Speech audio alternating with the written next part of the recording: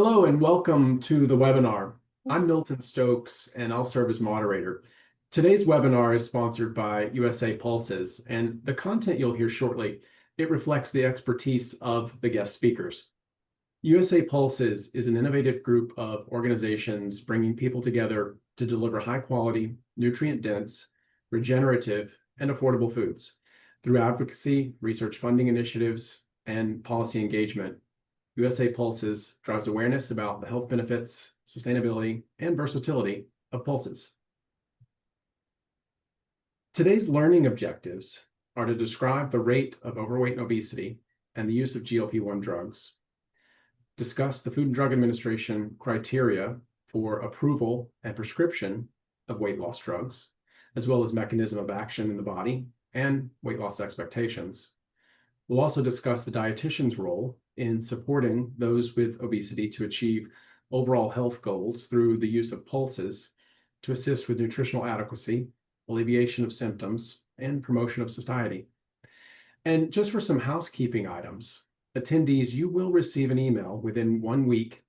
It'll comprise the CPEU certificate. There'll be a copy of the slides and a recording of the webinar. We'll send the toolkit to those who opted in to receive that toolkit during registration. And we invite you, please submit questions using Zoom's Q&A function. We'd love to hear from you, and we'd love to hear what's on your mind.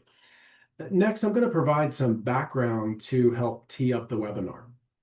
So obesity was designated as a chronic disease by the American Medical Association in 2013. And then that next year, 2 sets of guidelines were issued by several organizations regarding the standard of care for the management of overweight and obesity in adults. And one group, the American College of Cardiology, the American Heart Association, and the Obesity Society. And then the other group, the American Association of Clinical Endocrinologists and the American College of Endocrinology. So with the fundamental goal of weight management and weight loss for those with overweight and obesity, the guidelines support diet and lifestyle counseling as critical for management of the disease. In addition, the use of weight loss drugs and bariatric surgery in those approved for treatments is shown to lead to greater success when compared to counseling alone.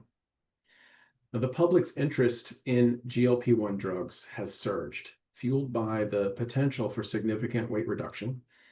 Just last year in 2024, a poll published in the Journal of the American Medical Association, it showed that about 12% of US adults have taken a GLP-1 drug, while approximately 6% are currently taking one. Now, this translates to about 1 in 8 people who've used the drugs and roughly 2 in 5 people who've used GLP-1 agonists to treat chronic conditions such as diabetes. Overall, the guidelines recommend that all people with overweight or obesity achieve a 5 to 10% weight reduction in 6 months. And this has been developed as a meaningful, realistic goal. Today, we're going to cover the FDA criteria for approval and prescription of weight loss drugs, as well as their mechanism of action in the body and expectations for weight loss. Our speakers will address the following: ways to manage the effects of these drugs with diet, ways to maximize the nutritional quality of the diet with pulses, the natural GLP-1 effects of pulses on insulin secretion and their cardioprotective effects, as well as the many other metabolic benefits, including more pulses in the diet. So with that, I am now have the pleasure to introduce our first speaker, Dr. John Merendino. Dr. Merendino is an endocrinologist who provides patient care, and he serves as an assistant clinical professor at the George Washington School of Medicine. He's also a New York Times bestselling author who's extensively covered metabolic health. And with that, I'm really thrilled to turn this program over to you, Jack. So it's all yours. Take it away.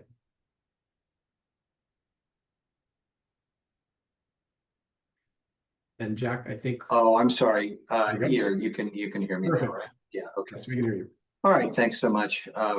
Thank you for that introduction, Dr. Stokes, and I would like to also thank USA Pulses for inviting me to speak today. So if you can put my title slide up, the next slide. Yeah. So I'm as Milton just said, I'm an endocrinologist in clinical practice. I'm going to talk about the clinical pharmacology and how we use these medications. And he referred to me as Jack. I go by Jack. 12% of Americans having taken one of these medications translates to an enormous profit for the manufacturers. Wegovy and Ozempic are manufactured by Novo Nordisk, a Danish company. And just a little insight into how how valuable these products are. In 2024, when the stock price was at its highest, the market value of Novo Nordisk exceeded the entire gross domestic product of its host country, Denmark, by about 25%. To make an analogy, our most valuable company is Apple. Apple's stock price would have to be 40 times what it is currently for it to have the same standard relative to the United States GDP. Now, the next slide is kind of at the heart of why we care about this.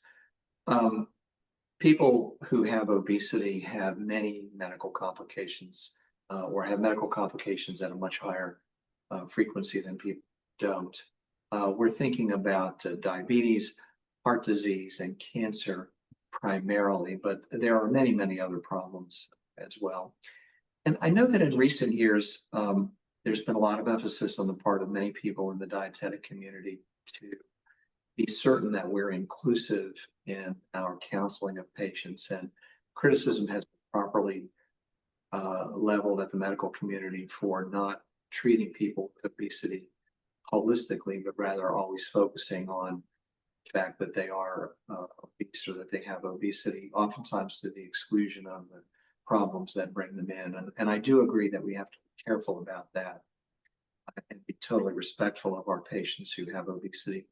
At the same time, it's essentially impossible for somebody who's to be as healthy as somebody is appropriate body weight if they have the same healthy lifestyles otherwise. And so I think weight loss remains a worthy goal. Next slide touches a little bit on something that Milton said at the beginning, which is that you don't have to lose a tremendous amount of weight in order to see the benefits. And this is something that's very important to me in my counseling of patients. I try to make it such that they don't feel overwhelmed. And there's a lot of data to support that. Some of the strongest comes from something that all of you know well, which is the diabetes prevention program, the observational study that followed. And as you well remember, in the diabetes prevention program, a third of participants were randomized to lifestyle change, which included dietary counseling. And those individuals lost an average of 5 to 7% of body weight. And that resulted in a 58% lower incidence of progression from prediabetes to diabetes during the time of the study. And that number was even higher, more than 2/3 at 71% for people who were over 60. And even 15 years later, and even for the people who later regained what they lost, the benefit of having been at lower weight for years earlier persisted, and nearly or a little over a quarter lower incidence of hepatitis. So lots of benefit from relatively modest weight loss. Now, the next slide talks about FDA criteria, and one of the goals for the meeting today, or one of the things we're supposed to cover. The current FDA criteria for approval and the criteria that were used for the approval of the GLP-1 analog drugs as weight loss drugs were for the drug to show more than 5% of body mass loss over a placebo drug for about a year. So you don't have to, your drug doesn't have to cause a tremendous amount of weight loss in order for it to be approved. And this is in recognition of the benefit that comes from modest weight loss. The FDA criteria for prescribing the drugs is a little bit different according to body mass index criteria. And of course, all of us know the limitations of using BMI as an indicator for obesity, but But by BMI criteria, if you are obese, you qualify to take one of the medications, or if you are overweight with a comorbidity such as diabetes, you qualify to take one of the medications. Now, the next slide shows what's an illustration that's been used in a lot of forms over a lot of years, a pyramid of management for people with obesity. And it's got a simple message, which is greater the problem or the greater the degree of obesity, or you are justified in using an aggressive format. Now, this is a little bit of an older slide, and I chose it on purpose, in part because under pharmacotherapy, the last drug that's listed there, liraglutide, is in fact a GLP-1 sold under brand name Victoza, Saxenda. And I want people to realize that these drugs are not as new as they might think, based on all the press interest in recent years. The interest in the newer drugs is because they're much more effective for weight loss. But liraglutide's been around long enough that is now available as generic. The other part of this slide that really was true, but no longer true, is that bariatric surgery it's still appropriate for people who have the greatest degree of obesity, and insurance companies will by and large cover this for people body mass indices exceed 45 or in some cases 40. But nearly all of us would think that pharmacotherapy is appropriate for those individuals before surgery. And most insurance companies are now requiring that people have trial on GLP-1 drug before they approve bariatric surgery. Now, the next slide is kind of the heart of the talk in terms of the practical things that you're supposed to know about these medications. The two medications that are in widespread use right now are semaglutide, which comes under 3 brand names, Ozempic, Wegovy, and Rybelsus, and tirzepatide, which comes under 2 brand names, Mounjaro and Zepbound. Now, the different brand names are just marketing issues, and the companies approach the FDA seeking to have the same drug under different indications, mainly because they knew that insurance coverage would be better for diabetes management than for weight management. But Ozempic and Wegovy are the same drug. The dosing is similar. Mounjaro and Zepbound are the same drug, and the dosing is identical. Rybelsus is an oral medication, and you have over the past year, I've seen articles that sort of announce with some excitement, an oral form of Ozempic may be coming. And the reporters aren't doing their work because an oral form of Ozempic has been around for several years. And of course, that's immediately going to prompt you to ask yourself, well, if there's a pill, why do we have to give people a shot? And the answer is pretty straightforward, and that is that oral Rybelsus probably doesn't work quite as well for weight loss as the injectable form, and it tends to have more in the way of side effects. So the injectable drugs are given once weekly. And the third point on this slide is kind of the heart of the whole talk here, which is what is the mechanism of action? All of these drugs have in common that they are agonists for the GLP-1 receptor. The term agonist means a substance that binds to a receptor and mimics the action of the natural substance for that receptor.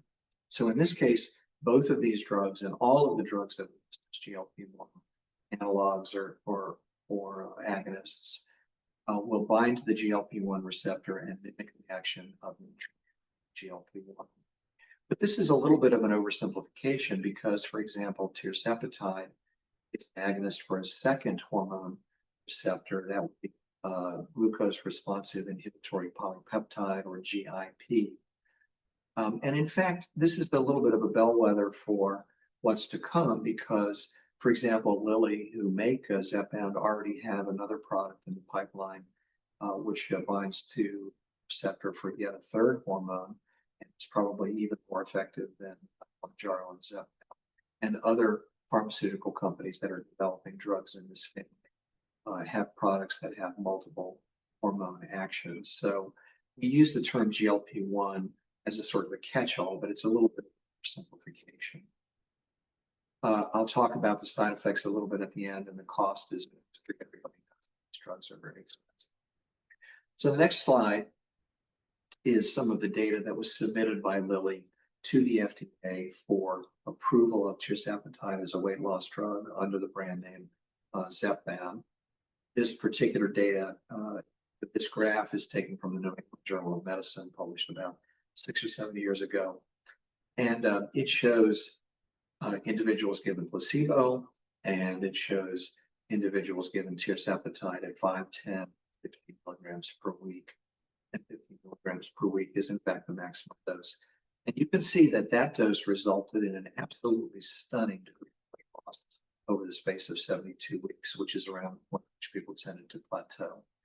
22.5% of body mass loss as an average for these individuals. Some people lost more, some people lost less. But just, quickly, just a quick calculation, if you're starting with an individual who's 200 pounds, that person will have lost 45 pounds on the drug by the end. That's the average for the drug at maximum dose. So these drugs are incredibly effective. They rival, or in some cases exceed, bariatric surgery in their benefit without all of the complications that result. Now, the next slide is meant to illustrate the fact that GLP-1 serves as both a neurotransmitter and a hormone. And there are lots of substances for which this is true. Adrenaline, for example, is both a hormone and a neurotransmitter. But in the brain, it's a neurotransmitter. And this says stomach, but it should really say GI tract, because there are nerves and using GLP-1 all throughout the gastrointestinal tract. And in fact, a lot of you probably know the GI tract is thought to have as many, possibly even more neurons than the central nervous system. It's a very nerve-rich structure. Now, as a hormone, the GLP-1 is made in the pancreas, and it's made in it's made in cells that are the islets of Langerhans adjacent to insulin-producing cells. And its main effect in the pancreas is to enhance insulin secretion. And so the degree of insulin that you make in response to food ingestion is much greater when there's GLP-1 around than it is when there isn't. And in fact, this was recognized it was recognized that there was something else that was enhanced ingestion long before GLP-1 was identified as the responsible agent. Now, in the next slide, we switch to GLP-1 as a neurotransmitter, in this case, the brain. And here, the bright red spot at the base of the brain is the pituitary gland, and immediately above that, the hypothalamus. And I think most of you know that the hypothalamus and pituitary function as a unit. The hypothalamus is the part of the brain which integrates information about metabolism and controls most of the things that we don't have to think about consciously to control, like body temperature and resting energy expenditure, etc. Now, there are two collections of neurons in the brain that are important for appetite regulation, and those include neurons in the paraventricular nucleus, EVN at the top, and the arcuate nucleus, shown at the bottom in pink. And we're going to be talking about cells in the arcuate nucleus because that's where the GLP-1 neurotransmitter and the GLP-1 drugs act. And here we've got three sets of neurons: POMC neurons, NPY, AGRP neurons, and the GABA neurons. So we'll go from left to right. The POMC and CART neurons, that stands for pro-opiomelanocortin and cocaine amphetamine-related transcript. Those are two sets of neurons that suppress appetite. And of course, it shouldn't be a surprise to anybody that neurons triggered by cocaine or amphetamine suppress appetite, because we all know that people who are addicted to these medications, or these substances, I should say, tend to have suppressed appetites. They tend to be slender and so forth. Well, the blue circles are meant to illustrate GLP-1, either naturally occurring GLP-1 or medications. And in this case, you'll see that GLP-1 binds to receptors on those neurons and stimulates their activity. So in the brain, part of why these drugs are suppressing appetite is that hormone or the medications, either one, are binding to those neurons and increasing the release of POMC and its metabolites, and increasing the release of CART and its metabolites, the downstream cells, and suppressing appetite. Now, on the other side of the coin, the neurons that utilize neuropeptide Y and the agouti-related peptide are nerves that stimulate appetite.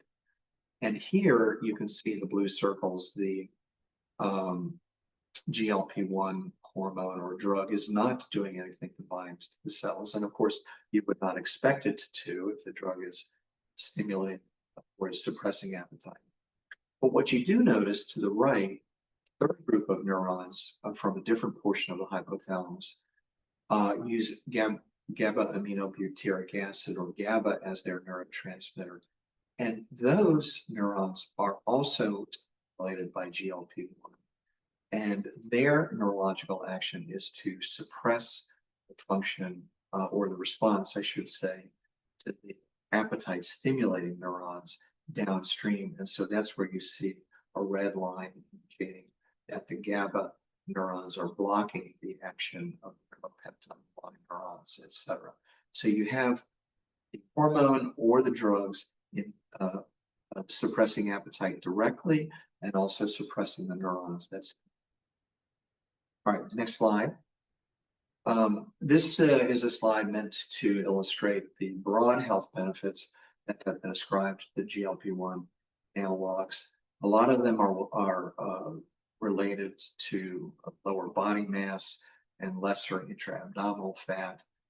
But there may be some effects outside of that. There appear to be broader anti-inflammatory effects. And just so that you know that we're up to date in our talk today, this very day, June 5, 2025, the lead research article on the New England Journal of Medicine shows that semaglutide reduces fibrosis in patients who have metabolism-associated steatohepatitis, or what we colloquially call fatty liver. And I think that there's a high likelihood these drugs will be approved to treat fatty liver in the coming years. All right, the next slide is the last two slides here. I'm nearly finished. Just to rain a little bit on the party, there are some side effects, of course, to these medications. The main ones result from the fact that the drugs reduce gastrointestinal motility, and as a consequence, acid reflux tends to be a bigger problem. Constipation tends to be a bigger problem. For reasons that are unclear to me, diarrhea occurs in about 20% of people, so it's not a small percentage of people. And sometimes diarrhea results from liquid stool passing around an impaction. That doesn't appear to be the case with these individuals. It appears to be a primary problem with diarrhea, and secretory diarrhea itself. I've included loss of muscle mass as a side effect. Now, obviously, anytime you lose weight, you're going to lose some muscle. But here the problem, of course, is that people lose weight without much effort otherwise. And this is the main criticism that people have with drugs, is that the drugs don't require somebody to do anything to change their lifestyle. And of course, that's the whole reason we're here today. We're talking about how to encourage people to eat properly and to incorporate pulses and other healthy foods in their diet with the idea of optimizing their health even after they've lost weight. But I just want to say that, I strongly encourage my patients to lift weights as on these medications so that they can mitigate the muscle mass loss. And then the last slide is just, I've been doing this for a bunch of years. And so during the time that I've been in practice, lots of drugs that became available for weight loss were later removed from the market because of side effects. And right now, I don't have any reason to be worried about the GLP-1s, but I just want to throw out a little cautionary tale. Sometimes we're excited about things only disappointed. So obviously, we'll have to watch carefully going forward. Okay, that's it for my comments, and then I'm happy to take questions at the end of this time. Thank you very much, Dr. Merendino. Excellent presentation. Appreciate the overview and mechanism of action and side effects. Very useful information. We want to encourage everyone. We've received a number of questions already. Thank you for sending those our way. Please continue to input questions in the Zoom Q&A feature, and we look forward to reviewing those. Our next speaker is Deepa Deshmukh. She's a registered dietitian with a focus on cardiometabolic health. And Deepa describes her overarching goal as one to help individuals and communities access nutrition-focused care and to promote health equity. Deepa, I'm really looking forward to learning from you today, so please take it away. So thank you all for your interest in this very timely topic that is focusing on GLP-1 and our patients' overall well-being as they are going through this pretty challenging journey of weight loss and, most importantly, weight maintenance. As just Dr. Jack mentioned, showed us that there's definitely a need for different types of interventions, including GLP-1. And he also showed us the mechanism of how GLP works. And the mechanism basically is such that it leads to lower caloric intake for the patient.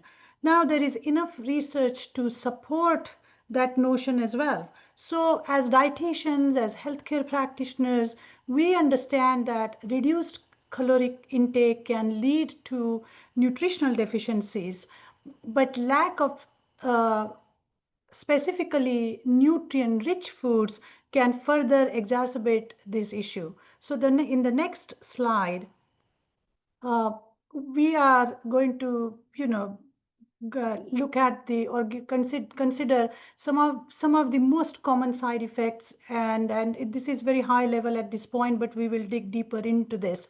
So consideration while using GLP drugs, what comes to mind is constipation being a common problem, and need for the fiber, etc. So if the constipation is one of the most common problems for our GLP takers, then what does that indicate? It indicates that there is a gut dysbiosis or poor microbiome in the gut, and therefore we need fiber. Well, it seems very logical, it seems very straightforward.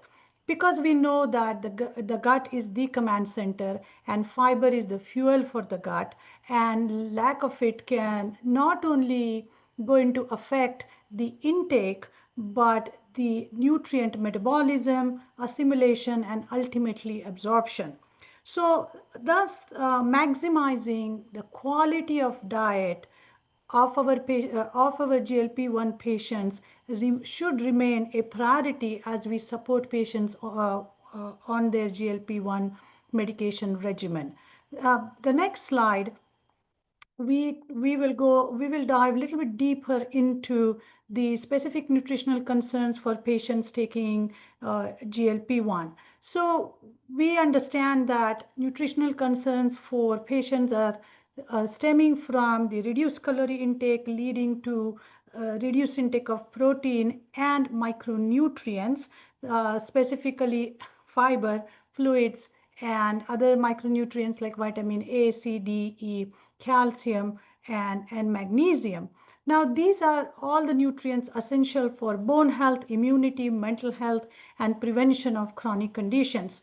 So one of the ways caloric intake of patient goes down is not only just obviously because of the early satiety because of the medication, but also the fatigue and lack of interest in food leads to more lethargy, thus affecting the self-care behaviors such as cooking, grocery shopping, and focusing on the diet or preparing delicious meals. So in the next few slides, I will be going to illustrate on how we can maximize the losses and how fiber feeds the microbiome and how lack of it's going to affect the availability of these key nutrients. So if we were to do a pulse check, okay, to see which food group has the highest source of fiber and the other key nutrients at this point, legumes win the race. Okay, so legumes are basically pulses are a part of legume family. Any plant that grows in pods falls under the legume family, and then you have soybean, peanuts, pulses such as beans, peas, chickpeas, and lentils, and then you have fresh beans and peas. So knowing that, is pulse a new kid on a block? I don't think so, because plant domestication by humans began almost 12,000 years ago in Fertile Crescent, and it extended throughout the world, including China, Mesoamerica, the Andes, near Oceanica, Sub-Saharan Africa, and Eastern North America. And it came to Indus Valley civilization around 5,000 years ago. So we can see this is definitely not a new crop. In fact, some of the legumes such as pigeon peas, black gram, green gram, moth beans, horse grams, they are still, which originated in Indian subcontinents, are still used in those countries. And lentil is believed to have been domesticated around 11,000 BC near East in Greece, and that is where that is the region known as cradle of agriculture. And because these were first domesticated plants, they are called founder crops to refer to a specific group of 8 plants, namely 3 cereals like einkorn, emmer, barley, and 4 legumes. Lentil, pea, bitter veg, and chickpea, and fiber / oil crop, as we all know, flax. So this history is significant because it tells us that pulses are not a new food to the human body, and it's not a new kid on a block, but has a well-established history, credibility, safety, and has played a significant role in human health and planet health. And therefore, for me, I look at pulses as not a new kid on a block or a fad, but they are a wise sage of food as medicine movement that we all are experiencing in current healthcare environment. And the reality is pulses are being used as babies' first food in many cultures. So basically that says it all in terms of the safety and efficacy of pulses. The next slide is about the nutritional benefits of pulses. So what has done, why the pulses have maintained their status of a nutrient-rich food for thousands of years? Because they are a powerhouse of nutrients. They contain obviously slow-acting carbs, protein, fiber, folate, potassium, vitamin E. They are naturally low in sodium, saturated fat, are cholesterol-free. And if we want to go through the food as medicine route, then just a half cup of pulse provides 6 to 8 grams of fiber, more than 20% of the daily recommended amount for the fiber. And let's not forget the protein value or protein amount in pulses, which is up to 9 grams of plant forward protein per half a cup serving. So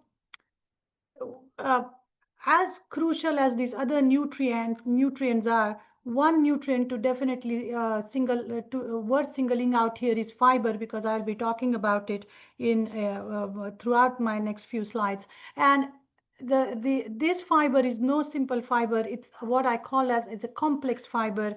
These are a variety of prebiotic fibers, and those of you who understand and appreciate gut health, you know how important it is to have a variety of prebiotic fiber in the diet. So in the next slide, let's look at how much, what are the nutrients we need to or what are the nutrients we can get by just having small increase in the pulse consumption. So what fascinates me about this slide is, we all know about the different micronutrients that are available in pulse, but here we go a little deeper, and choline and magnesium, vitamin E, potassium, calcium, iron, folate, like I mentioned to you earlier. But what really gets often overlooked or surprises audience is the omega-3 content or alpha-linoleic acid that is found in pulses. So the nutrient profile of the pulses make it really, really interesting to provide us with a therapeutic and nutraceutical level food. The next slide is about further emphasizing the nutritional benefits of pulses. Pulses, in addition to having those metabolic benefits that Dr. Jack just showed us, are also have low protein acid load, preserving the bone and kidney health. Because fiber helps bind phosphorus, maintaining the calcium phosphorus ratio, which is crucial for the bone health. Look at all the vibrant colors of pulses here. These are just indicating to us that they are high in polyphenol and antioxidants, and this is very crucial as we are helping our GLP-1 patients to sustain their immune system functions, reduce inflammation, and obviously reap other benefits of metabolic health. In addition, pulses are a source of non-heme iron and can address the anemia, fatigue seen in GLP-1 patients. As we know that traditional iron sources can cause, or iron supplements, I should say, can cause constipation. So pulses are just a right source of non-heme iron and non-constipating benefits of consuming. The next slide is about concerns over digestive changes from adding pulses. Many times when we are guiding the patients, there is a conception that, oh, the gas, the bloating, and the tolerance of it. However, it is safe to say that if you do it slowly, just by small quantities at one time, this discomfort kind of goes away. And the research study indicates the same, that 70% of the patient reported that the symptoms disappeared within the second or third week of having pulses. This actually tells us that the patient's microbiome is working. So I tell my patients, good, you are having gas and bloating, which means we are putting right food in your system, and your gut microbiome army is doing its job. In the next slide, we are going to look at tips for adjusting to the pulse consumption. Basically, it comes down to make sure the pulses are soaked and cooked really well. And you can start with a smaller amount, maybe 1 to 2 teaspoons in the beginning, and give your body a chance to kind of process it. And in my personal experience, I have noticed that sometimes lentils are a little more faster to get adapted by the GI tract than the beans. The other ideas to work on reducing the discomfort is to making sure that you are soaking the pulse in water. There is a Japanese tradition to soak pulses using kombu, which is a seaweed, taking digestive enzymes before the consumption, and just making sure that you are cooking the pulses to the right texture, al dente, with herbs and spices and vinegar. Because remember, guys, the food synergy, the nutrient synergy is very important when we are using food as medicine. The next slide, we can talk about, and I can literally talk about for hours, about creative uses of pulses. Pulses are very well positioned to offer different texture, and a lot of flavor can be built upon that. They are versatile because remember, we we just looked that how popular they are all over the planet. So just imagine the different cultures, different people, different heritage foods that are using pulses. We can all draw the creative uses and pairings of pulses. And in the next slide, I'm going to quickly show you what are all different things you can make using legume-based dishes, wraps and flatbreads and burgers and loaves and soups, stews, pilaf, salads, including dessert and pies. If any one of you have a Ninja Crimini, you can make a black bean ice cream. In fact, make sure that you are downloading the toolkit because we do have some interesting recipes in there. You can also make all kinds of dips and spreads and sauces and so on and so forth. Like I said, 2 hours webinar can be devoted just to show the culinary side of using pulses. Now, in the next slide, little more into culinary as to what kind of different cooking methods we can apply to legumes.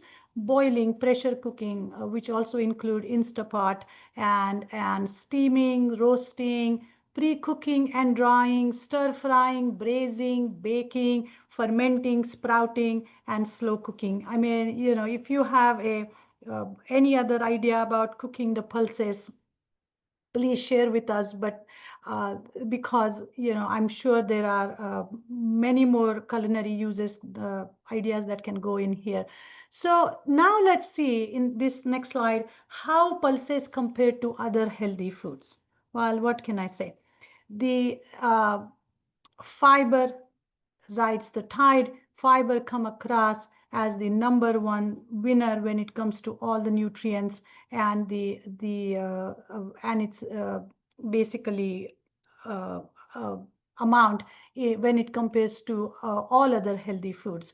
And this fiber again is no regular fiber, the complex fiber. It contains resistant starch, raffinose and stachiols, fructooligosaccharides, galactooligosaccharides. It contains your insoluble fiber, soluble fiber. So pulses are a perfect package of all these complex prebiotic type of fibers, which are going to be extremely crucial to restore the gut microbiome and improving the nutrient absorption of our GLP-1 patients or takers. Now, the next slide, I am going to talk about what I just mentioned to you, the prebiotic from the pulses. That's the magic molecule in pulses, right? And the way this molecule or fiber or prebiotic works in your system is what I'm going to explain in the next slide, which is the iliac action and short chain fatty acid production. So the action mechanism, how fiber contributes to the satiety and the GLP-1 release, is through iliac brake. Iliac brake is basically a natural gut feedback mechanism where the presence of undigested nutrient, specifically fat and fiber, in the ileum, which is the last part of the small intestine, slows down the stomach emptying and small intestine movement. So the role of fiber, and again pulses being a source of fiber, is going to be delaying the digestion. More nutrient will reach ileum, and that slowing down is going to trigger the gut hormones like GLP-1 and PYY. And that is what is going to promote the satiety, slow absorption, and the blood glucose control, etc. So iliac brake mechanism matters a lot because that is what is going to help regulate appetite, enhance fullness, improve glycemic control, and support weight management while providing the key nutrients that our GLP-1 patients need. So the next slide is about the GLP-1 from pulses and its metabolic effect. Like Dr. Jack just mentioned, that yeah, they do have a lot of positive effects as far as we know as of now. One in being it improves this insulin secretion and obviously slows down the gastric emptying, promotes satiety, and also the cardiometabolic effect that we just saw. So the next slide is about care recommendations for patients taking GLP-1 drugs. Well, the rapid weight reduction from GLP-1 use frequently leads to loss of body fat and muscle mass, like we just saw, and so because of that, it's important that as a healthcare professional, as dietitians, we continue to focus on the nutritional adequacy of patients' diet and monitoring the muscle mass through the body composition testing, ensuring adequate protein consumption. And I'm talking about adequate protein consumption, not excessive protein consumption, and strength training. So a more holistic, more model approach is required, which is not only going to focus on weight loss, but more as lifestyle factors, which is going to improve not only the health span, but also the quality of our patients. So in the next slide, again, managing the GI effects while taking the GLP-1 drugs, making sure that you gather that information about the GI system. Diet plans are personalized based on the ethnicity, the cultural work-life balance of the patient, and how they are feeling overall. The other recommendation in my next slide is going to be about how to manage side effects, eating small frequent meals, eating slowly, staying hydrated. Hydration is a big deal. I mean, when calorie content goes down, if there is early satiety, patients usually don't even feel like drinking water. That's going to contribute to the more dryness and constipation. But good news is, and thank God that we don't eat raw pulses, uh, and they are usually in the wet format, and most legume, when they cooked, the fiber is water bound, so it acts as a sponge in the system, holding the water instead of drying the colon. So again, pulses win when it comes to keeping the patients hydrated. The next slide is about just effect of adding pulse to replace plant protein and other refined grains. So in last couple of years, I have looked at the food uh, uh, food guidance and pyramids and plates uh, of uh, of almost 99 countries, and pretty much found that the addition of pulses in the daily diet for pretty much every ethnicity, every country was almost was mandatory. So we know that they definitely have a role in human health, and they are very well received by large populations. The next slide talks about again the metabolic benefits of it. It is important to note that ensuring nutrient density of meals for patients on GLP-1 is at the core of their long-term success. Therefore, meals containing pulse can be very crucial to reduce insulin resistance, metabolic syndrome, weight, satiety, and of course the gut health. The pulses are thus rich source of fiber and for overall health. Next few slides are going to provide you the evidence how pulses are beneficial for your both physical and mental health. Uh, uh, these slides are for your reference. I'm not going to go through each slide, but the next slide, couple slides, just, it definitely adds to the higher diet quality score associated with the chronic disease just by adding small amount of pulse every single day. Again, the next few slides, you will get the deck, so make sure you go through that. The point is that we pay attention to the evidence-based guidelines, and currently the way the evidence shows that the pulses are really ruling the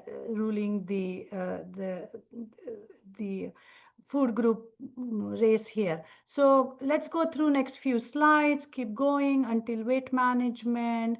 And we are coming towards the end. Next slide is about satiety, enough to show that pulses help definitely with satiety.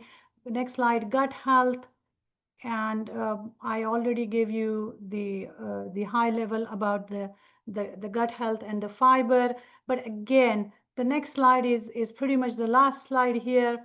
And as we wrap up, my call to action to each one of you is please use Pulse as another pill in the patient's pill box,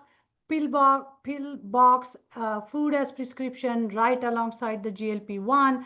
I thank you all for attending and the US Pulses for the invite and all the team members behind the scene to make this a success. And now we will take the questions.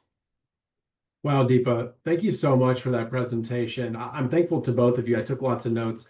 The most intriguing thing I heard today was this idea of a black bean ice cream. So as soon as this webinar ends, I'm going to go and figure out what that's all about because I love ice cream and I love black beans. So I'm sure it's delicious if you recommended it. We have received tons of questions, and so we are behind the scenes have been sorting through those, and we're going to spend a little bit of time going through those questions. We've got Jack back on, we've got Deepa still on, and just a couple of reminders because we've been getting asked. You all will receive a recording of this webinar. You will receive a CPE certificate, and if you signed up for it, you'll get the toolkit that has all of these resources. And we invite you to complete the post-event assessment, of course. And if you're listening to this as a recording, you will need to complete that assessment to get your CPE credit. Okay, so let's jump into a few questions. I'm going to ping pong over to Dr. Merendino because you spoke first, Jack. We had a lot of questions that came in. So we're going to pick a couple for you, and then I'll go over to Deepa. We'll give her just a moment to catch her breath. So, Jack, we had this question that came in. Someone would like to know if you could please repeat or clarify the interaction between GABA and GLP-1 in the brain. So any kind of remarks you can say there to shed some light? Yeah, well, what I said there was that the effect of GABA aminobutyric acid secreting neurons is to basically suppress the action of the appetite stimulating neurons. So the neurons that use POMC and CART, and again, when people get the slides mailed to them, they'll be able to review that. But those neurons suppress appetite directly.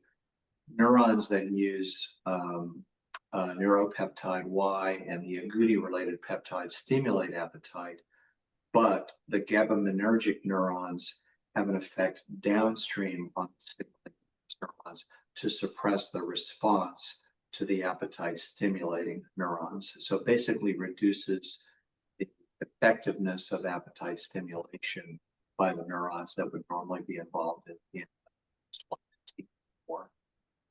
Okay, thank you for that. We have another question for you.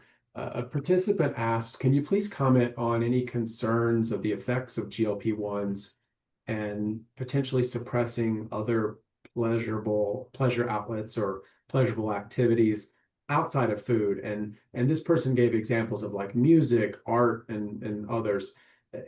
Do you think that there could be any more risk of depression by taking these medications? So, the first comment that I'll make is if somebody read the last slide that I showed carefully about why some of the drugs were pulled off the market, Rimonabant is a medication that was basically an agonist for the endogenous cannabinoid receptors. And, as you know, when take THC, smoke a joint or whatever, they get the munchies. And so researchers thought, well, okay, if we can block the action of, receptors for the THC in the brain, maybe we can help lose weight. And it turns out that the drug works really well for that purpose. But the other thing that happens when you smoke a joint is that you experience some euphoria. And in fact, when you block endogenous cannabinoid receptors, you worsen depression and the rate of suicidality in people up on that drug. And so the drug never made it to market in the US and was withdrawn from the European market after it was introduced. Now, with the GLP-1s, there's clearly suppression of the cravings that people get for substances of abuse. I have off-label treated people opioid dependency disorder with these drugs when other things proved ineffective for them. Many patients who are on the drugs, even if that wasn't the reason they were prescribed, report a reduced interest in alcohol consumption. Actually, I would say that's almost a uniform thing that people report. In terms of a reduced pleasure in life activities outside of that, a lower appreciation of art or music, I don't have any information about that. I've not heard anecdotal reports of patients that their quality of life was otherwise diminished. So I don't have any reason to think that that's the case, but it's an interesting, certainly an interesting question. Okay, thank you for that reply. Deepa, this is a question that I think would be for you. Someone has commented that they think it's difficult to meet overall protein needs with just pulses alone or just plant sources alone. And I'm not sure that you communicated that, but you can address it. Sure. And maintain a caloric deficit that's required for fat loss. So this person is saying, would you recommend animal protein or some sort of other types of protein powders to meet nutritional needs? So first of all plants have proteins. Okay, so we don't have to worry about the quality of protein here. And if we focus on small frequent meals and improve the nutrient density of choosing right amount of pulses and beans and etc., versus focusing on just the isolated protein, so to speak, or providing protein without much fiber, it could be, so the point is that you can meet the adequate amount of protein that are required on just by including plant sources. Also remember that as patients lose their weight, they don't need the same amount of protein. If you have less body mass, your protein needs are also going to go down a bit. So we cannot have the 80, 90, 100 grams of, I'm just making up a number here, high number of protein if your body weight is going down. So adjusting that and keeping track of that is going to be important. And of course, you can personalize it. And the ideal thing would be, if you are going to include meat, then combine that with high fiber plant protein to get the best of the both worlds. Mm-hmm. Yeah, thank you, Deepa. And I think that's a hot topic for some folks. We continue to get some comments over in the chat box. Someone says you can absolutely meet your calories and nutrient needs with plant proteins. And she references cultures that are doing this on a regular basis. Deepa, we got a number of questions from people asking about canned beans. Do you want to comment on canned beans, your thoughts and recommendations there? Yeah, that's like your fast food to get your beans, that's the fastest way. And nowadays you get organic, you get no added salt. So canned beans are an excellent choice, especially when it comes to somebody new and easy access to including beans. And nowadays you not only get canned beans, but there are also canned peas and lentils available. Mm-hmm. Yeah, thanks. I kind of joke. I feel like if I don't have several cans in my cupboard, I feel like I'm out. Like I always need to have them there because they're just ready when I am. Correct. And I like that they have low sodium options. So thank you for clarifying that. I'm going to go back to Dr. Merendino. We have a question that came in early on. Jack, this person said, once the patient meets their weight loss goal, if they discontinue the GLP-1, will this lead to weight regain with or without medical nutrition therapy? I saw that question when it came through, and I immediately thought this is probably the most important thing that I failed to address in my talk. So I'm glad that the participant asked that. Unfortunately, the data is pretty clear that the overwhelming majority of people regain weight when they go off of these drugs. And I think as a prescriber, it's irresponsible to, give people one of the medications and say to them something like, well, this will be a jump start, and then you'll be able to have success in keeping it off once you do. Now, of course, the majority of people who go off of the drugs simply stop them, and they don't have medical nutrition therapy or counseling or anything. And I have no doubt that the rate of success is much higher for people who are actively engaged with a dietitian and counseling and are making a real effort with their lifestyle.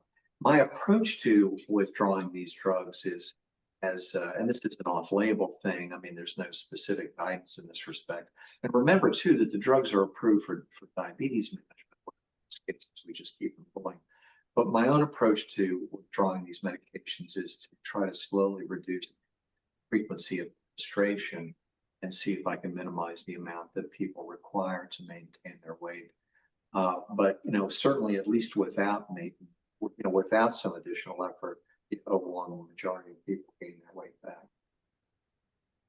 Okay, thank you. Deepa, let's go back to you. Someone asked, and I was intrigued by this. This person says, I understand soaking beans, okay, but is it necessary to soak lentils? And he says it's not been his experience, and recipes that he's used typically they don't call for soaking lentils. So what's your preference or practice on that, Deepa? Yes. So definitely lentils are easier to cook, and they can skip the soaking step is required, but soaking always helps to reduce the cooking time, and it's not going to adversely affect it if you soak it. And especially it also depends on if the patient has severe GI issues, if we are talking about a baby, if we are talking about a elderly population, then the more we soak, and the faster it will cook, and sometimes the tolerance is better. But he or she is right that we don't, for lentils that's not a mandatory step, but it's just an additional nice step to add in if needed. Mm-hmm. Okay, thank you. That's great. And we still have questions that are coming in both in the Q&A tab and in the chat. So people are loving this topic. We will stay on a couple of extra minutes because we'd like to get through as many as possible. So I'm going to go back to you, Jack, just scrolling through a number of questions. So someone said, is there any concern for excess insulin secretion with these drugs? I think this is a good question for an endocrinologist. And this dietitian or this attendee, she says, I work with oncology patients, so I'm thinking about possible promotion of tumor progression related to insulin. So how do you want to? Well, that's a very specific question, obviously, but a good one. Insulin is an anabolic hormone. It promotes cell growth broadly, and there is evidence that very high doses of insulin given to people with obesity and severe insulin resistance may promote the growth of certain cancers. What I would say is that although the drugs tend to enhance disease, they don't do so beyond the requirement to normalize the blood sugar. And to the extent that people are losing weight, their insulin resistance is improving. And I think the expectation over the longer term is that people would end up with lower amounts of insulin in their system rather than higher amounts of insulin. Remember that the insulin release is not part of the weight loss. It's part of the glycemic control, but the beta cells will shut off their insulin production when sugar goes low.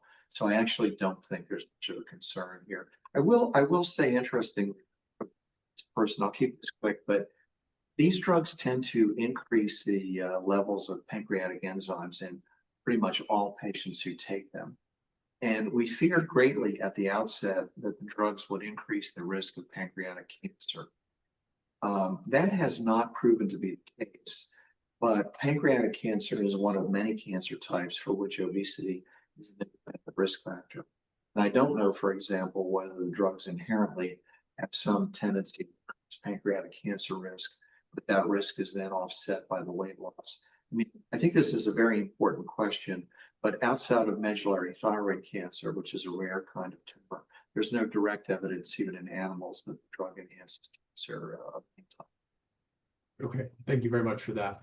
I'm going to pose this question for both of you. It came in early on in the presentation. Deepa, maybe you can take it first, and then we'll kick it over to you, Jack. So someone wrote, why do healthcare providers not refer patients to registered dietitian nutritionists prior to prescribing GLP-1 agonist drugs for proper assessment and counseling? Now, I understand you can't be a spokesperson for all of healthcare, but just speculate, or even in your own experience, why aren't RDs getting called upon more often and sooner? Deepa, what do you think? Oh gosh, Milton, we need another hour for that, right? I know. What can I say? I mean, um, where should I even start? Is it that they don't know that nutrition is powerful? Is it there aren't there enough RDs? Is it because people think, oh, going to dietitian is like, it's going to be their last meal? I mean, there are so many issues, so many barriers. Reimbursement could be a barrier, access could be a barrier. Yes. A lot of my patients have been to the RDs, and sometimes they feel that that it didn't resonate with them in terms of their ethnicity or their culture. So it's a complex thing, and I think I think the timing though is right, because the food as medicine, lifestyle medicine is really taking off, and we are recognizing that it doesn't matter what specialty doctor is practicing, what route is being used to lose weight. At the bottom of everything, nutrition sits. So I still wake up with a lot of hope, and usually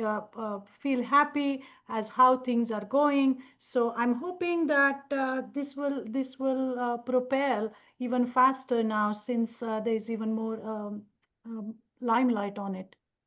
Yeah, thank you, Deepa. Jack, what do you think from your perspective? Well, I'm mostly embarrassed by the fact that I think the person who asked the question is right, and doctors are not good about making referrals.